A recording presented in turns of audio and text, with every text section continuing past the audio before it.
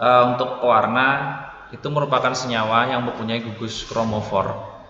Jadi kenapa dia bisa memberikan warna? Karena dia punya ini, gugus kromofor. Dia bisa menyerap sinar pada panjang gelombang tertentu sehingga dia hanya warna atau panjang gelombang sinar tertentu yang diekspresikan. Yang diserap tidak akan ditangkap oleh mata kita. Nah, ini bisa diukur dengan menggunakan spektrofotometri ya. Nanti untuk di mata kuliah yang lain kalian akan belajar untuk beberapa macam analisis yang melibatkan spektrofotometri ini, yang melibatkan warna.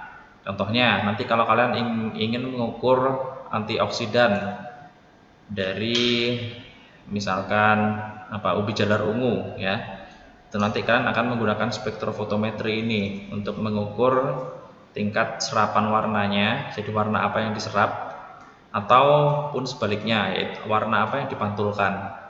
Jadi suatu bahan ketika dia menyerap sinar dan memantulkan gelombang sinar dengan panjang gelombang yang lain, maka yang akan kita tangkap di mata kita itu yang reflektan atau yang dipantulkan tadi. Yang diserap tidak akan kita terima. Sehingga kalau melihat warna hitam itu berarti artinya semua sinar itu diserap oleh bahan tersebut, sehingga tidak ada yang ditampilkan atau yang ditangkap oleh yang ditangkap oleh mata kita, sehingga warnanya hitam. Sebaliknya kalau warna putih, maka semua sinar itu dengan panjang gelombang itu dipantulkan, sehingga menyebabkan warna putih yang akan kita tangkap pada mata kita. Nah, ini gugus kromofor, definisinya seperti ini, adalah gugus senyawa radikal yang terdiri dari ikatan ganda terkonjugasi. Biasanya ada yang gugus azo, nitrogen seperti ini dengan ikatan rangkap. Kemudian ada gugus karbonil, karbon dengan oksigen dengan ikatan rangkap. Kemudian karbon dengan karbon, karbon dengan nitrogen, bisa seperti ini atau seperti ini. Kemudian ada nitroso atau nitrogen dengan oksigen atau nitrogen dengan hidroksi. Dan kemudian ada nitro seperti ini, dan ada sulfur, karbon dengan sulfur. Nah, selain gugus kromofor ada yang namanya gugus kromogen, yaitu senyawa yang cincin aromatis ya, mengandung cincin benzena dan naftalena atau antrasena. Nanti kromogen ini juga bisa membentuk senyawa warna yang menghasilkan warna, seperti pada antosianin misalkan, pigmen warna. Itu nanti dia mengandung gugus kromogen ini. Nah, di dalam produk makanan apa fungsinya pewarna itu? Yang pertama, tentu saja untuk memberikan warna sesuai dengan produknya. Misalkan produknya sari buah jeruk ya, maka dia sudah pasti warnanya kuning atau oranye, tidak mungkin warnanya hijau atau biru ya. Kemudian memperkuat kesan flavor pada produk ya, sama seperti nomor 1. Kalau dia rasanya rasa jeruk, tentu pasti diberi warna oranye atau kuning. Kalau misalkan dia rasanya stroberi, itu nanti pasti warnanya merah atau merah muda, seperti itu. Kemudian yang ketiga ialah mempertahankan dan mengoreksi apabila terjadi kehilangan warna alami pada pengolahan. Ya, beberapa pigmen alami ini kan sifatnya dia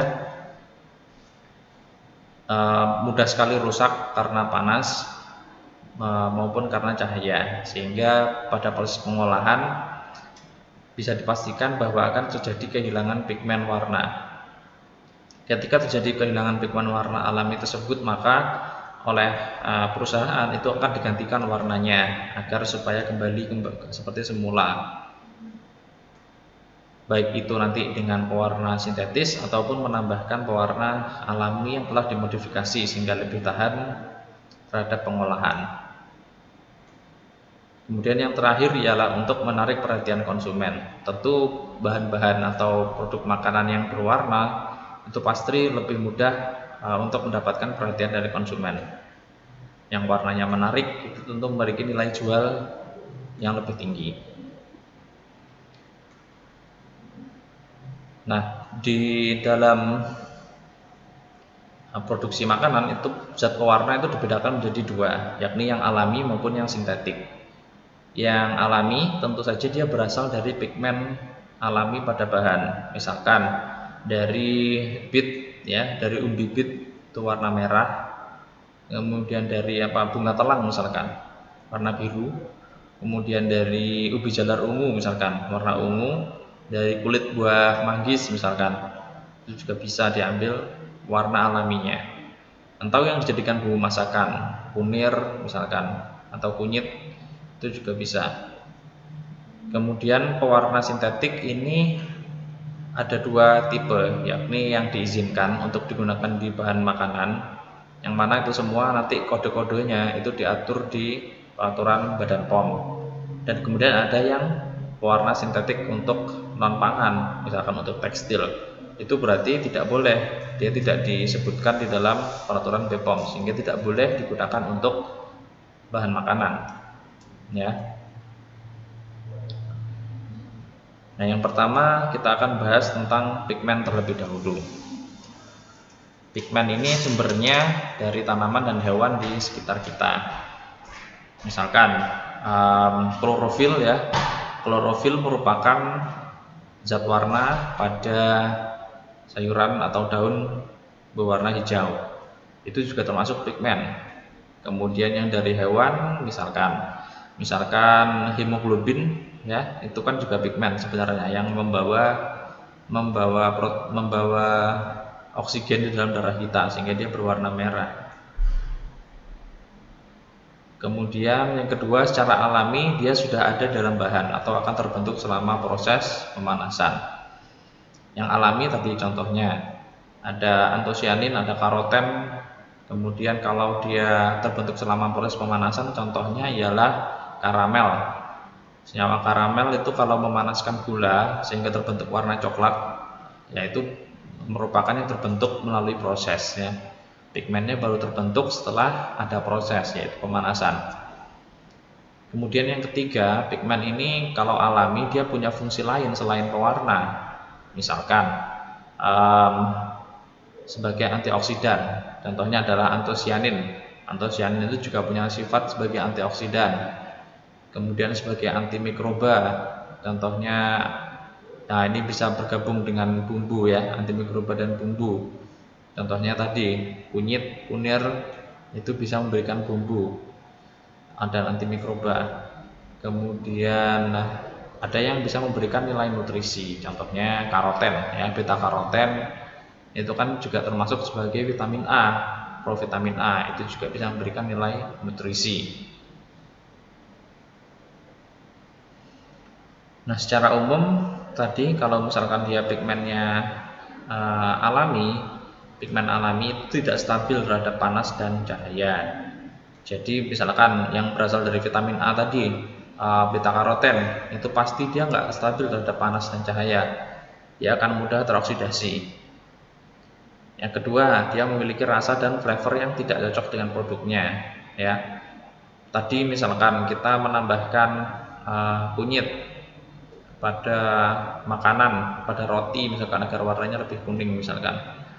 Nah, itu tentu tidak cocok karena nanti pasti akan memiliki rasa ikutan yang berasal dari kunyitnya ya. Kemudian yang ketiga itu harganya mahal. Kalau menggunakan sintetis kita menggunakan bahan yang sedikit itu bisa menghasilkan warna yang bagus. Nah, kalau di pigmen alami seperti ini tentu menggunakan bahannya akan lebih banyak dibandingkan menggunakan sintetis untuk menghasilkan warna, sehingga dia harganya akan menjadi mahal. Kemudian karena ketersediaannya juga terbatas, itu juga akan mempengaruhi harganya. Beda dengan yang sintetik di mana bisa diproduksi sintetis berapapun banyaknya sehingga dia ketersediaannya melimpah. Nah, ini contoh dari beberapa jenis pigmen dan warna serta sumber kelarutan dan stabilitasnya.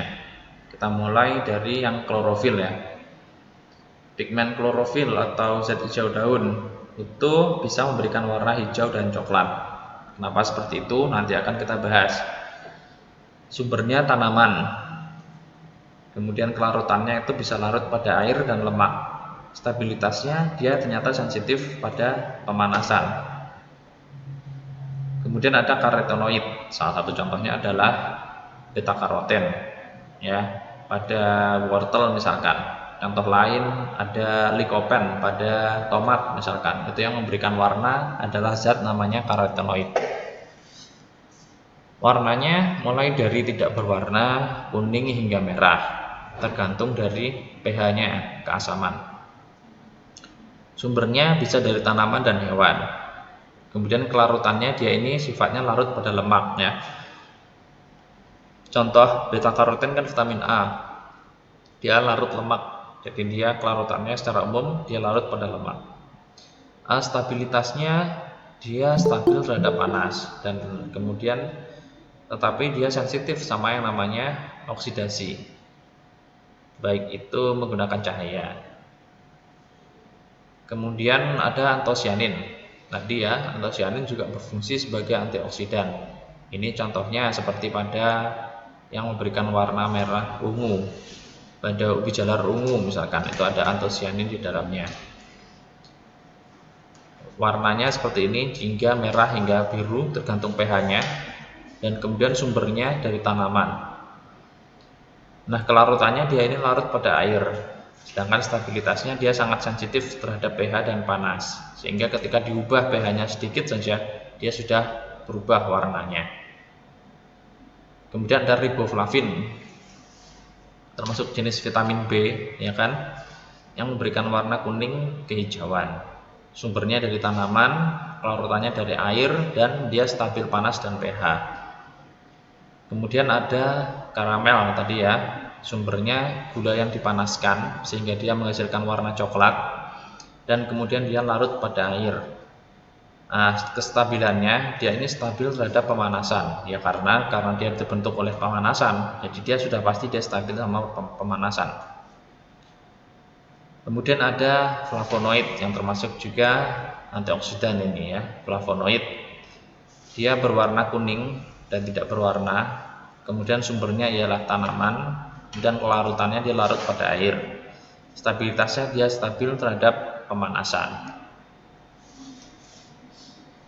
Ini yang saya tulis di sini masih beberapa ya pigmen yang alami. Nanti kalau ingin tahu masih ada banyak lagi pigmen yang alami. Kemudian ada tanin, ini seperti yang ada pada teh ya.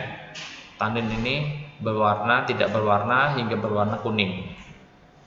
Kemudian sumbernya tanaman dan kelarutannya larut pada air dan stabil panas. Ada lagi namanya konons. Ini warnanya kuning sampai dengan hitam, tergantung tadi intensitasnya. Kemudian sumbernya ini bisa di tanaman dan bakteri. Kemudian dia larut air dan stabil panas. Nah, antosianin ini ada pigmen lain yang namanya leukoantosianin, di mana dia tidak berwarna, sumbernya dari tanaman dan larut pada air. Stabilitasnya dia stabil terhadap panas. Yang terakhir ini berasal dari umbibit ya, namanya betalain pigmennya, memberikan warna kuning hingga merah. Dia larut pada air dan sensitif terhadap panas, yang artinya kalau dengan perubahan panas dia bisa berubah warnanya. Oke, kita mulai bahas tadi satu persatu dari jenis-jenis pigmen. Mungkin nggak akan semua, hanya beberapa saja. Contohnya di sini adalah klorofil ya. Kalian tahu ada dua jenis klorofil, yaitu klorofil A dan klorofil B, yang masing-masing ditangkap pada panjang gelombang yang berbeda sensitivitasnya. Seperti ini strukturnya, ciri-cirinya ada magnesium di tengahnya, ya kan? Apabila nanti magnesiumnya berubah atau keluar, maka warnanya pun akan berubah, seperti pada slide ini. Klorofil di sini dia bisa berubah-ubah. Yang pertama, ketika dia dipanaskan atau dengan kondisi asam, maka akan membebaskan logam magnesium 12-nya, sehingga dia akan berubah menjadi peofitin yang memberikan warna pucat, ya, tidak hijau, kemudian memberikan warna pucat. Dan kemudian apabila dia dipanaskan, dia akan berubah lagi menjadi senyawa namanya piroveofitin. Nah, klorofil kalau dia ketemu sama namanya enzim klorofilase, maka dia akan kehilangan gugus fitolnya, akan menjadi klorofilide. Kemudian apabila sama diberi perlakuan panas dan asam, akan kehilangan gugus magnesiumnya menjadi peoforbida. Dan kemudian apabila dikenakan panas lagi akan menjadi piroveoforbida. Nah, kelarutannya gimana baik klorofil maupun veofitin? Nah, kalau klorofil A, veofitin A, ini dia larut pada alkohol, eter, benzena, dan aseton. Sifatnya dia sedikit larut pada petroleum ether dan tidak larut sama sekali pada air. Kemudian kalau klorofil B, dia ini larut pada alkohol, ether, benzena, dan aseton, tetapi dia hampir tidak larut pada petroleum ether dan tidak larut pada air. Jadi bedanya ada pada kelarutan di petroleum ether. Kalau yang klorofil A dan veofitin A itu dia sedikit larut, kalau klorofil B dan veofitin B dia tidak larut, hampir tidak larut pada petroleum ether. Nah, tadi ada namanya enzim klorofilase. Dia ini punya suhu optimum pada 60 sampai 82,2 derajat Celcius.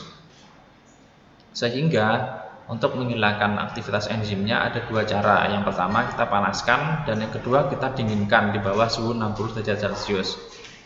Kalau dipanaskan, maka efeknya dia akan turun aktivitas enzimnya, tetapi kita juga akan membentuk namanya senyawa veofitin karena dia sensitif terhadap pemanasan. Dia akan berubah menjadi veofitin ketika dipanaskan. Sehingga lebih bagus kalau kita turunkan suhunya atau di bawah suhu 60 derajat Celcius untuk menurunkan aktivitas enzimnya. Nah, pengolahan dan penyimpanan ini bisa menyebabkan degradasi tadi pigmen klorofil, terutama yang melibatkan panas dan asam. Jadi proses fermentasi karena dia melibatkan asam, dia bisa menghasilkan veofitin, klorofilide, dan peoforbida. Pemanasan itu apabila dalam kondisi asam juga bisa menghasilkan veofitin. Dia harus diperhatikan antara kondisi asam dan panas ini. Nah, sebaiknya kalau mau memproses itu diproses secepat mungkin jika menggunakan pigmen ini. Kemudian kita gunakan gunakan produk yang baik, ya, bahan bakunya. Kemudian kita simpan pada suhu yang rendah dan kita lakukan netralisasi asam apabila menggunakan asam, sehingga dia tidak berubah menjadi veofitin tadi. Itu untuk yang klorofil. Nah, sekarang untuk yang antosianin, ya. Tadi ada gugus yang kromofor atau kromogen, ya. Dia itu melibatkan senyawa bercincin. Contohnya ini. Pada antosianin dia ada senyawa cincin ini yang menyebabkan dia membentuk warna. Ini adalah kelompok golongan dari antosianin. Ada kalkon, ada flavonon, ada flavons, ada flavonoid, flavonol, katekin, dan antosianidin. Nah, ini bisa memberikan warna. Contohnya, tadi katekin ini dia juga ada dalam teh, ya kan, yang memberikan warna merah hingga kecoklatan kalau teroksidasi, ya. Kemudian ada antosianidin yang dia memberikan warna ini merah. Contohnya ini ada pelargonidin, ada cyanidin, dan sebagainya. Nah, ini yang saya maksud tadi, kalau antosianin ini sensitif pada perubahan pH, ya. Contohnya ini ekstrak antosianin pada beberapa jenis ubi jalar, ya. Ada ubi cilembu, banjaran, pakembangan. Pada pH, kita lihat pada pH 1, warnanya akan merah cenderung pekat, ya. Merahnya itu sangat merah. Sedangkan kalau dinaikkan pH-nya sedikit demi sedikit, dia akan kehilangan warna merahnya. Mulai dari 2, 3, 4, 5, dia justru membentuk keunguan. 6, netral di pH 7 dia akan seperti ini, abu-abu warnanya. Dan kemudian kalau dia pH-nya semakin ke basah, itu semakin ke arah kuning. Mulai dari hijau, kemudian hijaunya hilang, berganti dengan warna kuning, sampai ke kuning pekat pada pH yang sangat tinggi atau paling basah. Ini menunjukkan bahwa antosianin ini sangat sensitif terhadap perubahan pH. Sampai sini ada yang ditanyakan nggak? Sebelum saya lanjut ke karotenoid.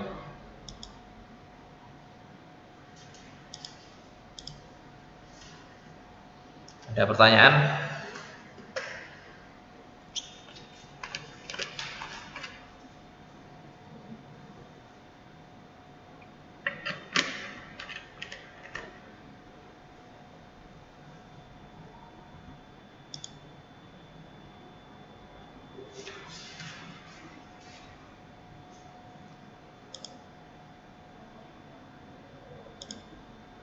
Hari ini pesertanya ada 64.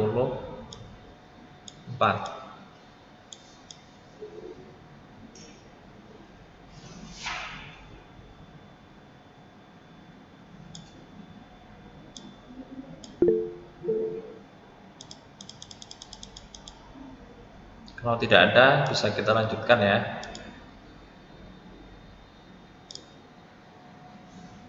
Kita lanjut ke pigmen berikutnya. Ada pigmen namanya karotenoid, di mana dia ini bertanggung jawab pada warna kuning dan merah pada tanaman dan hewan.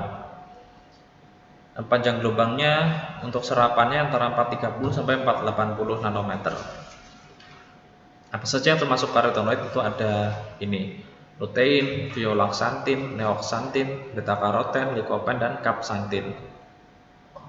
Likopen contohnya pada tomat, beta-karoten contohnya pada wortel ya. Nah ini kalau kita bahas dari lutein, ini ada kita temukan pada kuning telur, egg yolk ya, pada jagung juga ketemu, pada zucchini, ini timun, sejenis timun ya, zucchini. Kemudian pada red grapes, pada pumpkin itu juga ditemukan lutein. Sifat kimianya seperti ini. Dia dapat berupa sebagai antioksidan juga. Kemudian warna kuningnya itu slightly hydroscopic atau sedikit ada gugus hidroksi di dalamnya. Nah ini contohnya ya, karena tadi yang saya katakan bahwa karotenoid itu sangat sensitif terhadap cahaya. Ini setelah dia diekspos di cahaya matahari selama 14 hari, dia akan kehilangan warnanya. Dari yang semula warna kuning jadi hilang warnanya. Itu menunjukkan bagaimana bahwa karotenoid ini tidak mampu atau tidak sanggup terekspos cahaya, atau dia sangat sensitif terhadap cahaya. Ada pertanyaan nggak sampai sini?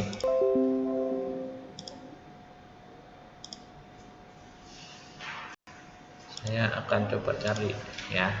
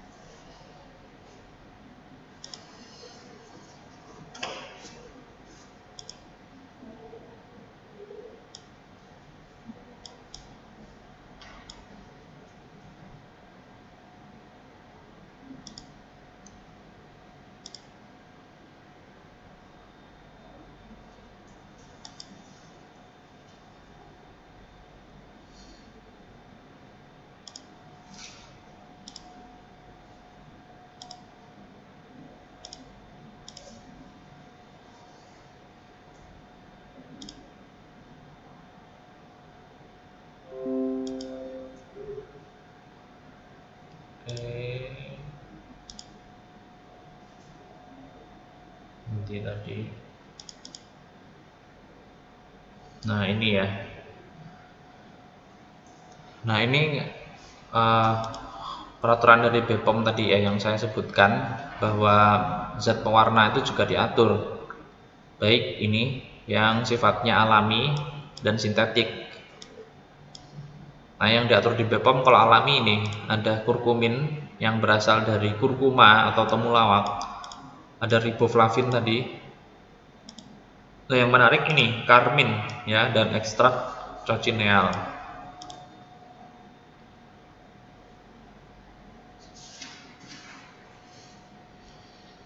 Kemudian ada karamel, ada beta karoten, ekstrak anato, karotenoid, beet, antosianin, dan sebagainya.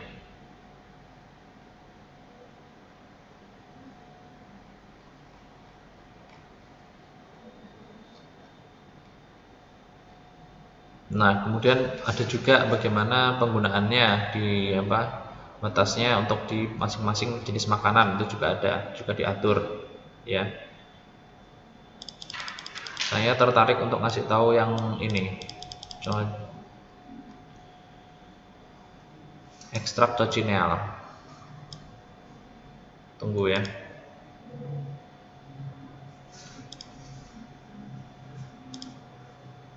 Ekstrak cochineal.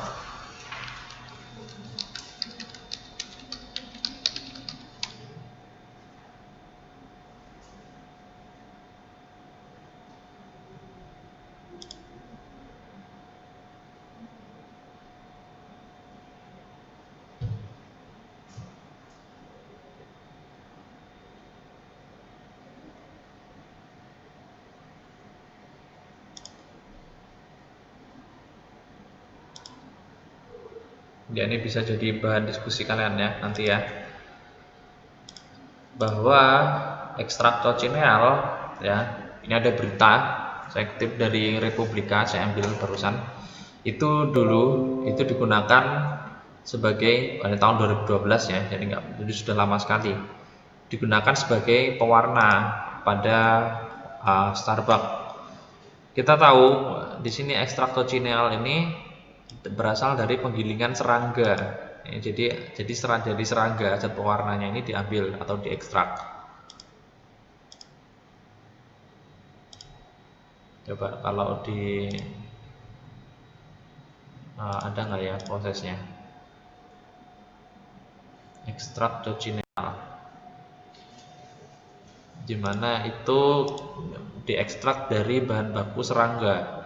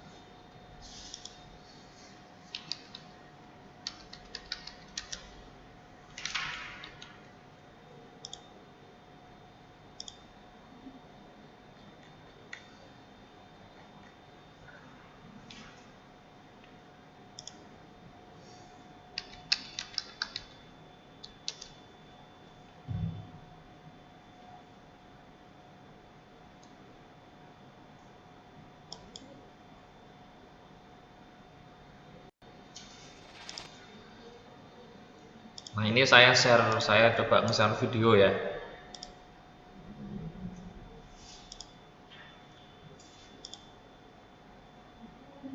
Kalau bisa keluar suaranya nggak ya? Coba di play. Bisa keluar suaranya nggak? Halo, tolong dijawab. Tidak, Pak. Tidak, Pak. Nggak keluar ya? Tidak, Pak. Wah, kalau ini video di setelan ya, nggak bisa.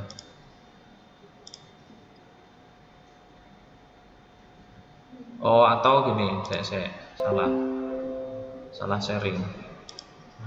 Satu tab Chrome ya, share audio.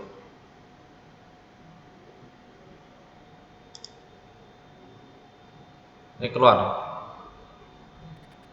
Bugs in your food? Keluar, Pak. I think most of us have heard that there's a certain percentage of bugs that find Nah, ini videonya tentang foods dia alive. bagaimana mengekstrak But dari we don't serangga see untuk them mengekstrak pewarna if merah. they're accidentally, and it doesn't really bother us.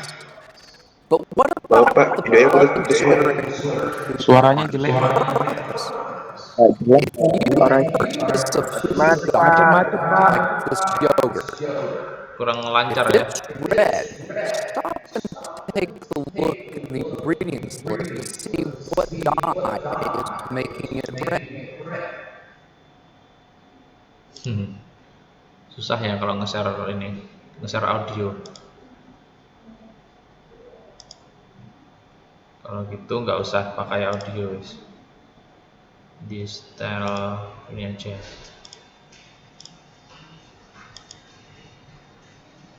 Pakai Red. Now, it could be a Saya synthetic ceritakan aja. dye made from something like a coal tar sludge or petroleum distillate, or it could be made from cochineal Nah, bugs. ini The cochineal dia bugs akan that I have here in menggunakan front of me, ekstrak this is a very dari common food dye as well. ekstrak dari Now, serangga living or dead, cochineal sebagai bugs pewarna don't pada really look yogurt. like anything. But look what happens when you take some of these bugs and we grind them up Nah, ini into a caranya. powder. Dia sudah hancurkan. Dia sudah We'll put some hancurkan on jadi this lid bubuk here. kan. Serangga yang mati Now tadi. watch this. We're going to add a few drops of water and watch what happens. In just seconds, it turns into a brilliant scarlet red dye. Now we have the early Indians of Mexico to thank for this discovery, but it was the Spanish that brought it to the rest of the world. Now how do you determine if cochineal dye is being used in your food? Just look at the ingredients list and search for these keywords. Carminic acid, or it could say Carminic acid ini ya, carmine, atau or like in karmin. the case of this jello, Itu they just berarti kalau ada ingredient itu berarti dia menggunakan ekstrak dari serangga tadi untuk menjadi pewarnanya. Cochineal, nama serangganya cochineal. Nah, ini ya nama serangganya cochineal. Kalau ada kalian menemukan nanti karmin, pewarna sintetik karmin, berarti dia menggunakan ekstrak dari hewan ini, cochineal, untuk menjadi pewarnanya. just went right out ahead and said cochineal extract or bug Nah, juice. kalau ada yang disebutkan Now, juga sebagai cochineal extract. Nah, ini. Kalau kalian menemukan juga nanti di ingredient ada Now, before you run to the bathroom pewarna and itu. rinse your mouth out, stop and take a look at the ingredients list. You may be rinsing it out with even more bugs. Now, as distasteful as this may seem, just remember this. Cochineal dye has been around for centuries. It is a natural, renewable resource, and in my opinion, it's just plain cool. So, from the North Carolina Museum of Natural Sciences, thank you for observing a moment of science. North Carolina Museum of Natural Sciences. Tapi tenang, karena sudah di-approve oleh BPOM, berarti meskipun dia dari ekstrak serangga, dia masuk kategori aman, bisa dikonsumsi. Kalau kita lihat batasnya ya, ekstrak cochineal ini batasnya berapa? Search dulu. Nah, ini batasnya amannya itu 5 sampai 5 mg per kilogram berat badan. Nah, kalau di maksimum di makanan penambahannya seperti ini. Sampai 100 mg per kilogram adonan dari makanan tersebut. Berat makanan. Ya, itu contoh dari pewarna alami yang unik dari ekstrak serangga atau karmin, dari ekstrak cochineal.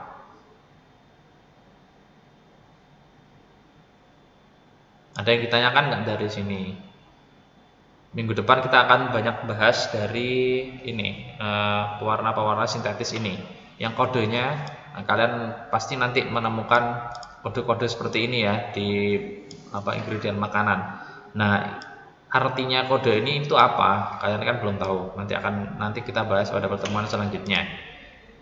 CI nomor ini apa artinya? Coba kita sekilas aja, yang sering ditemukan pasti ini, tartazin.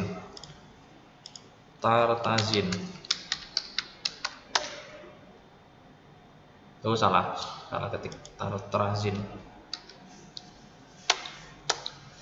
Nah, ini tartrazin untuk memberikan warna kuning ya, pada makanan, pewarna sintetiknya. Batasnya ini penggunaannya hanya sedikit, 70 mg per kilogram adonan. Misalkan kalau pada minuman berbasis susu.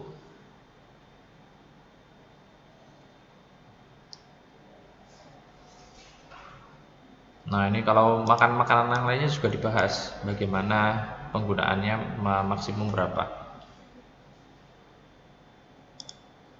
Itu ya, ada pertanyaan nggak? Saya mau bertanya. Ya, silahkan. Siapa ini? Sebutkan namanya. Penny Pak dari STIPPA. Oh ya, gimana Feni? Kan tadi dari ekstrak serangga itu. Nah, terus apakah tidak ada efek? Iya, apakah tidak ada efek buruk ya? Nah, tentunya kalau membuat ekstraknya itu ada prosedurnya. Jadi tidak sembarangan. Jadi sudah diatur untuk prosedurnya untuk mengekstraknya, sehingga tidak semua orang bisa mengekstrak.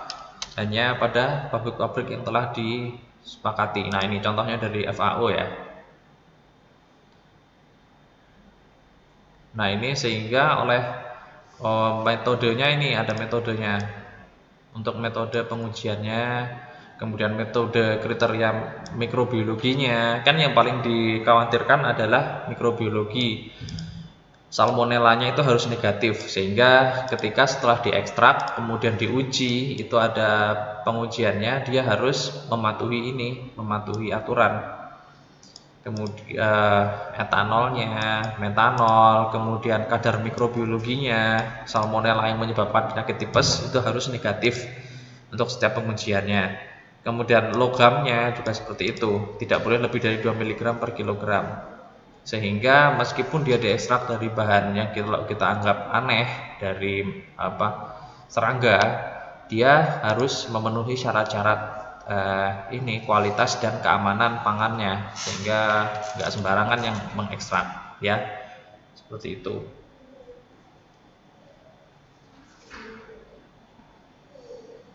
Yo, ada pertanyaan lagi nggak? Pak, izin bertanya Pak. Oke, silakan. Nama saya Dewi Permatasari dari kelas STIPPB. Iya, gimana pertanyaannya? Tadi kan Pak ekstrak serangga itu pewarna kan Pak? Itu biasanya digunakan pada produk pangan apa aja Pak? Oke, digunakan pada produk apa saja ya? Tadi Ya Pak, terima kasih Pak. Contohnya Starbucks tadi juga menggunakan pada produk frappuccino-nya. Jadi yang berwarna merah muda itu dia pakai ekstrak cochineal. Tapi itu tahun 2012, sekarang dia sudah mengganti. Nah, kalau produk apa saja kita bisa lihat di BPOM ini, apa saja yang menggunakannya. Tadi Karmin tadi. Apa saja yang menggunakan, kita bisa lihat di sini. Contohnya produk ini, susu dan krim bubuk analog. Kemudian minuman berbasis susu, yogurt ya. Coba kalian cek yogurt itu, mungkin kalau yang berwarna merah muda atau merah, jangan-jangan dia ada cochineal ekstrak atau karminnya. Biasanya dia ditulis seperti ini, bisa ditulis karmin, bisa ditulis ekstrak cochineal ya. Kemudian bisa selai, jelly ya, puding itu juga bisa, mungkin ada ekstrak cochinealnya. Permen ya, itu juga mungkin ada. Pasta mie mungkin jarang, di sini nggak digunakan. Tahu juga mungkin jarang karena nggak berwarna merah. Pokoknya yang berwarna merah itu dia bisa mungkin ada komposisi karmin atau ekstrak cochinealnya. Nanti coba kalian iseng-iseng ngecek deh, kalau kalian lagi belanja di balik produknya itu ada karmin atau cochineal ekstraknya atau tidak. Kalau ada berarti dia menggunakan itu, ya. Gitu, siapa tadi yang tanya? Dewi ya? Iya, Pak. Terima kasih, Pak.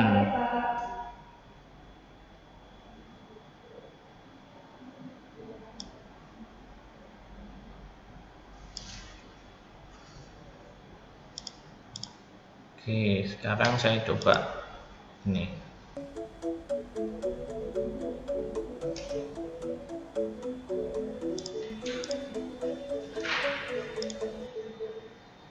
Bukan.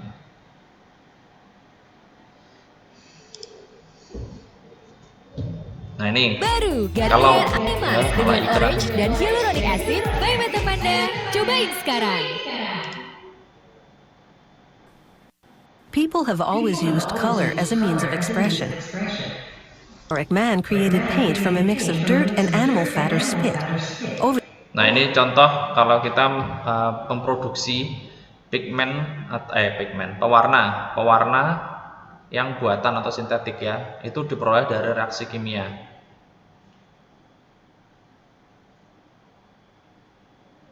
Color comes from synthetic mineral pigments. They start with a salt recycled from the steel industry. In this case, it's iron sulfate, which has a bluish-green hue.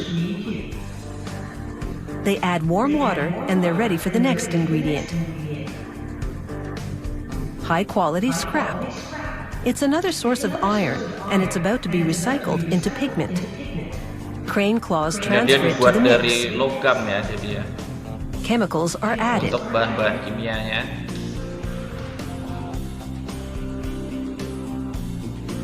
Oleh karena itu maka karena dia dibuat dari sintetik bahan-bahan kimia, maka dia harus diatur bagaimana penggunaannya agar tidak menyebabkan keluhan kesehatan dalam tubuh ya. Scrutinizes a sample of the yellow slurry. If he decides the color or thickness aren't quite right, adjustments will be made.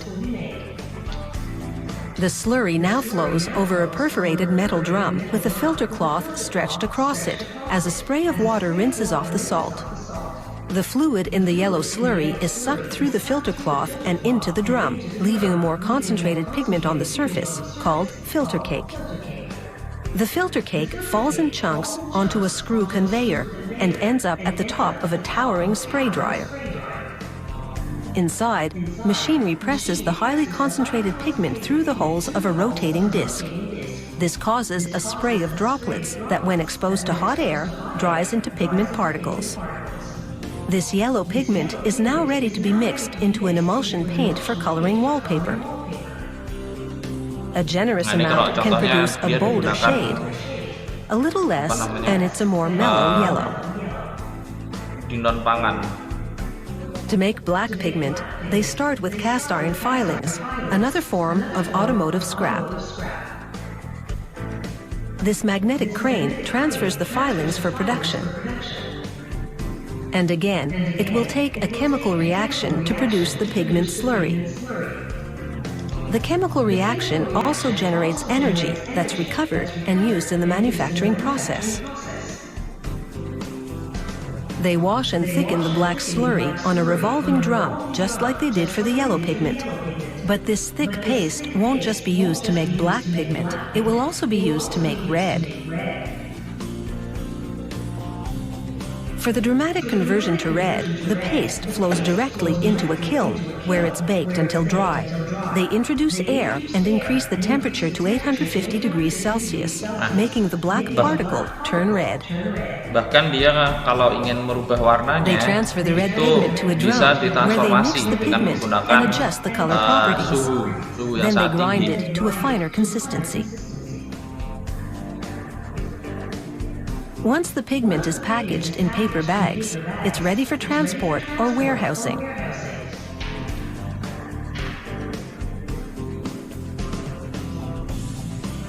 Like sugar, pigment comes in both a powdered and granulated form. This Nah, ini bentuk demonstration shows the akhirnya itu difference. seperti ini, dalam bentuk granula atau butiran serbuk ya.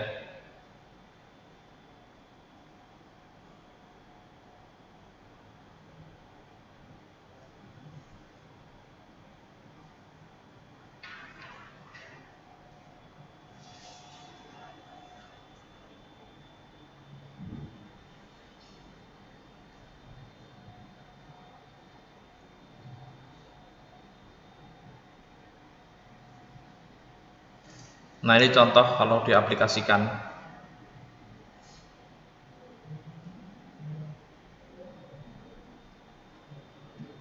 Nah, dia dicampur di mesin pencampur.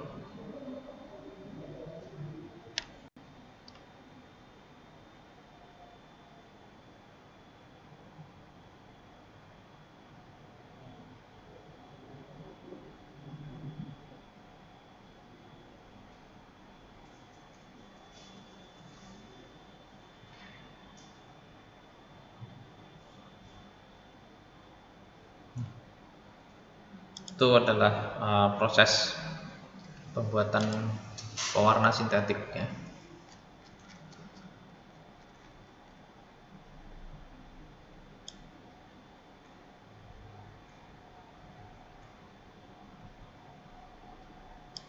Oke, ada pertanyaan? Kalau tidak, saya akhiri perkuliahannya.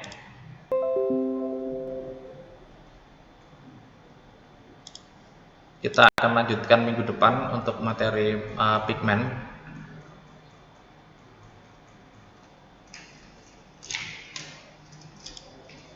Kalau tidak ada, saya akhiri kuliahnya ya.